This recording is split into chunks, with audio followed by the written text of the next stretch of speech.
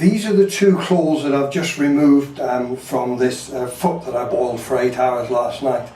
And you can see in this claw we've got a hole up through the sole, which is a sole ulcer, and of course in this claw here the sole is intact, and you can see the wall running around the outside. There's the white line, etc. Now the sole ulcer obviously is a hole up through that can let infection in. But the sole ulcer, interesting enough, has a secondary effect. So if we take these two claws now and look inside in detail again, in the normal claw, then you can see that the sole is smooth, whereas in the claw with the sole ulcer, there's a large ridge where my finger is. So the cow not only has a hole coming up through the quick, or through its fingernail if you wish, not only has a hole coming up through, but she's actually got pressure at that point pushing against the corium and producing further pain. Taking the pedal bone, not from this cow because I haven't cleaned it off, but from another cow. So these are now two pedal bones that I've taken out from a cow that had a sole ulcer on this side, on this claw, but no sole ulcer on this claw. And can you see in this picture that here is a normal pedal bone, so the base is fairly smooth. You have a projection at this point, which is the flexor tuberosity. But in the cow with a sole ulcer, look at the amount of extra bone that's growing. And perhaps if I turn it around and we get a slightly different camera shot, then there you can see a large amount of extra bone growing on that pedal bone at the point of the flexor tuberosity.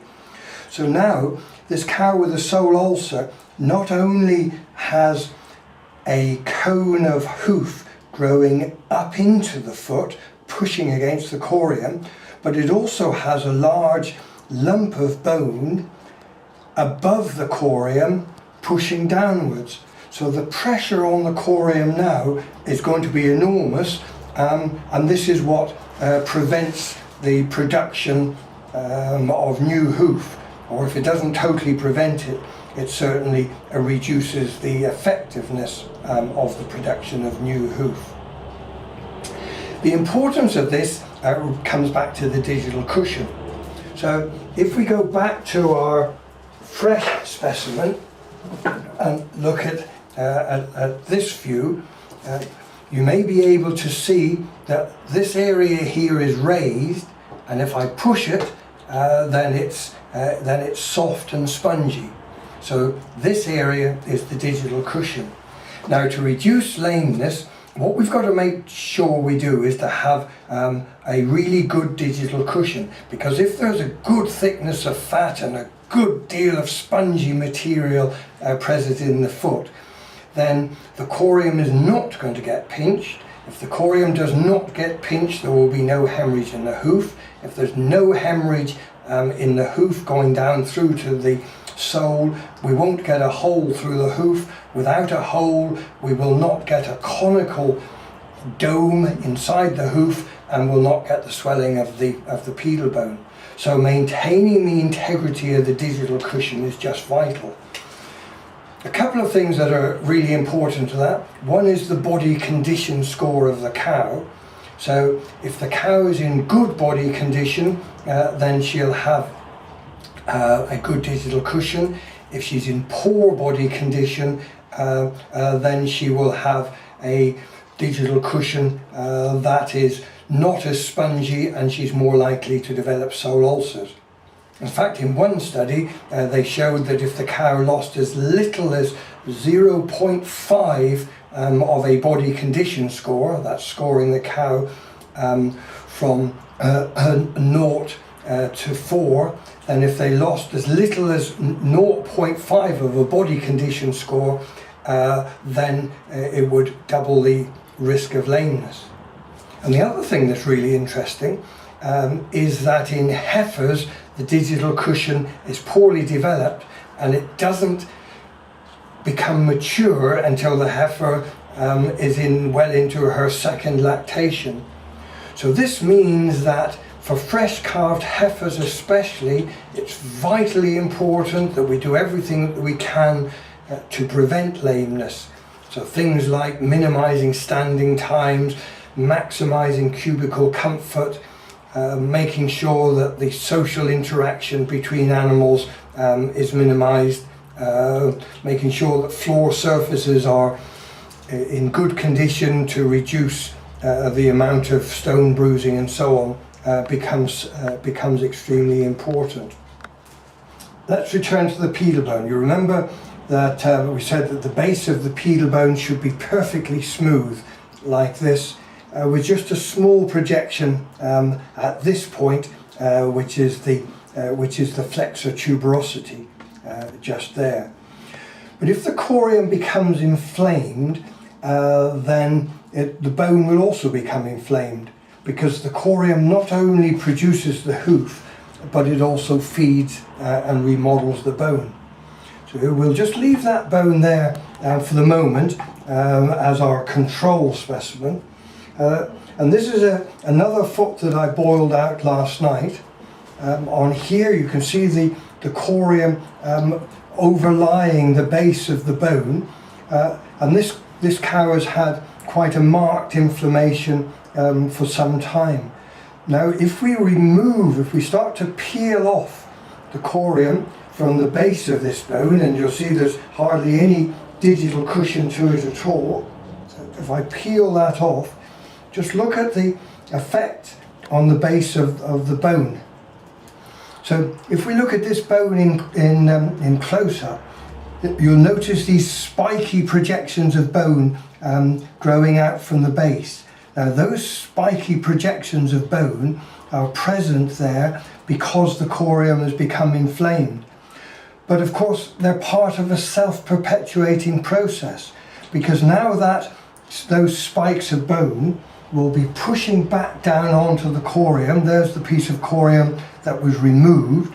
So those spikes of bone will be pushing down into the corium and causing further damage to the corium. Just imagine that poor cow having to stand on what's effectively a bed of nails as she walks around.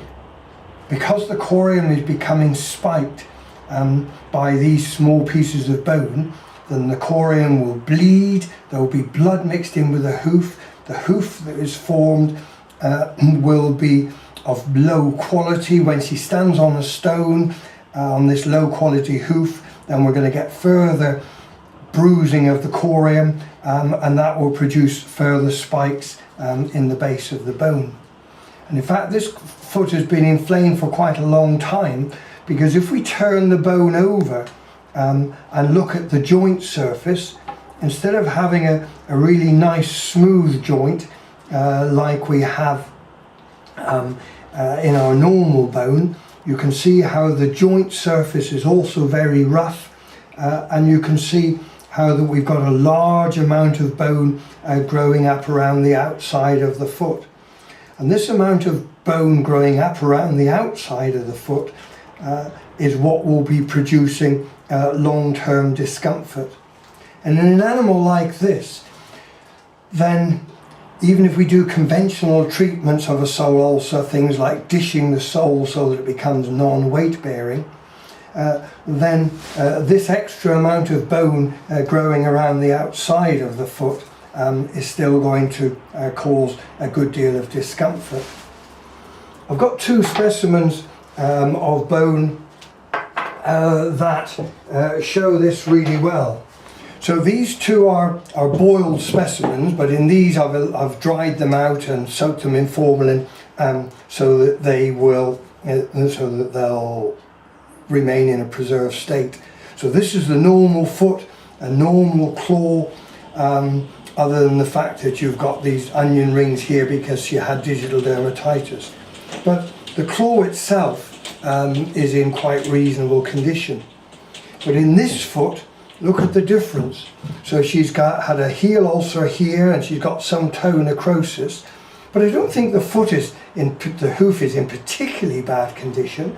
When we look at the top of the hoof and compare it with the normal here, just look at the huge amount of extra bone that's growing, and just look how that's distorting the outline of the hoof and distorting the heel. So when you get those cows that have got these big clubbed feet, you can often, if you push through the skin at the coronary band, you can often feel this swelling of bone underneath the coronary band. And in cases like that, then you know that you have secondary bony changes, and you know that that animal is never going to come completely sound.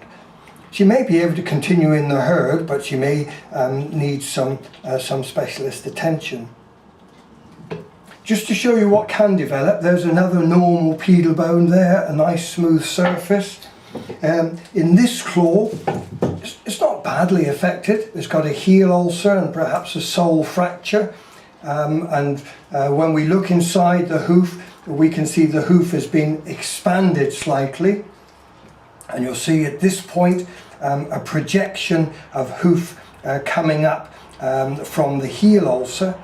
But just look at the size of the pedal bone compared to the normal. So that bone, because it's been sitting in that hoof, and because the foot has been inflamed for some considerable period of time, you can see that the bony changes are enormous. And now you can see that we have the third pedal bone, which is this one, and the second and the first pedal bones all fused into a mass, and the cow will no longer be able to use this joint. So preventing these sorts of changes really is extremely important.